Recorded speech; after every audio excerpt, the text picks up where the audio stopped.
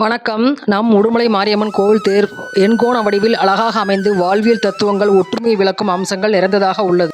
நம் உடுமலையின் காவல் தெய்வமாக விளங்கும் அருள்மிகு மாரியம்மன் கோவில் தேர் திருவிழாவானது மிகச் சிறப்பாக நடந்து வருகிறது. இந்த வருடம் 2ஆம் ஆண்டாக புதிய எண்கோண வடிவ தேரில் சுவாமிகள் எழுந்தருளி திருவீதி உலா வர உள்ளனர். இத்தேரானது 5 நிலைகளை கொண்டதாகவும் தேரின் மொத்த உயரம் 12 அடியாகவும் இதில் தேர் பலகை 9 அடி உயரத்திலும் சுவாமிகள் எழுந்தருளும் உற்சவருக்கான சிம்மாசனம் 2 அடி உயரத்திலும் இலுப்ப மரம் மற்றும் தேக்கு மரம் கொண்டு அமைக்கப்பட்டுள்ளது. தேரின் வெளிப்புறத்தில் அழகிய வேலைப்பாடுகளுடன் அம்மன் எழுந்தருளியுள்ள கோவில்கள் மற்றும் அம்மன் அவதார சிற்பங்கள், வரலாற்று சிற்பங்கள் மற்றும் சிவன், மகாவிஷ்ணு, விநாயகர், முருகன் சிற்பங்கள் என மொத்தம் 220 மர சிற்பங்களும் மனித வாழ்வியல் தத்துவத்தை விளக்கும் வகையில் 120 போதியல் சிற்பங்களும் இடம்பெற்றுள்ளன.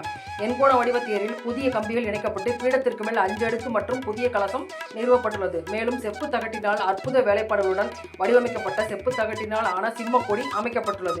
பழைய தேரை விட புதிய தேர் உயரமாகவும் அகலமாகவும் புதிய வடிவில் பிரம்மாண்டமாக 50 அடி உயரத்தில் அமைந்துள்ளது.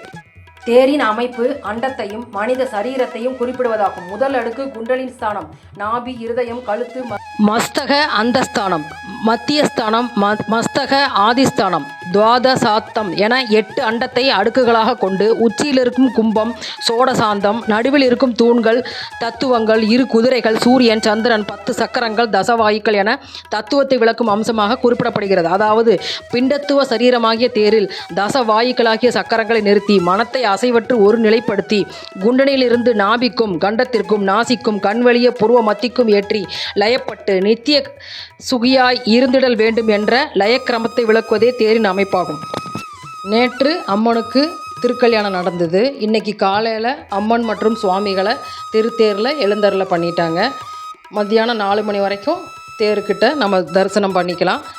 4 மணிக்கு மேலே திருவீதி உலா நடைபெறும். அனைவரும் வருக, அம்மனின் அருள் பெறுக. நன்றி.